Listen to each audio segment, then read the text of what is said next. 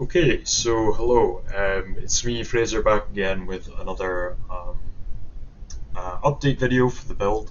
Um, this is our kind of progress up to the point at the end of week 9, so halfway through the last production sprint, one more week of production before the alpha build submission, though we've got 2 weeks off on holiday in the interim between now and that last week of production. Um, So yeah, just running through the changes that we made to the build, where we're kind of at just now. There's a lot in this build that is not there yet that we have done, like particularly art assets that have been completed um, or nearly completed, and then also audio assets as well. So Dylan's been working on a lot of sound effects and stuff that haven't been included yet, but we are good to go with those, and those will be start getting put in during the next week of production. Um, that thing that just played in the intro, by the way, that was what Matthew was asking about during the last presentation. That was the splash screen, which we talked about a little bit, just kind of introducing the sort of transform net zero branding to the player. And I think Matthew was curious to what you guys thought of that. Yeah, in terms of changes to this build, a lot of front end and back end programming changes, which is reflected in quite a bit of additional functionality. So we've got pause menu here now, where we can resume. We can go home, which just resets the level. Basically, you can see it resets the clock here in the middle, and then we can quit the application as well. Um,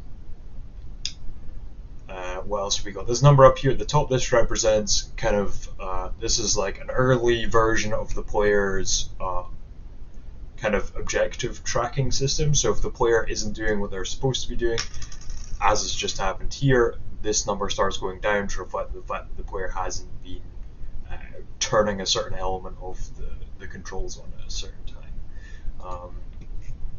Then going into the rooms, we've got the controls working again. So this lever's now got an appropriate pivot point, so it's rotating correctly around its kind of axis. We've got the pause menu implemented in here as well. Room energy working fine. If we bring this back down, it comes off. We can go into other rooms now. So we can go into this room here. Then we can come back out, and this number is still ticking up. We've got multiple counts of energy, which we can see here, a total running here as well. So yeah, just a lot of changes. So now we've got the 4 different rooms set up. We've got functionality in 2 of those rooms. We've removed the sort of transitions that were there before, and now we're just snapping between different cameras as opposed to different scenes, which has made things a lot snappier, a lot quicker.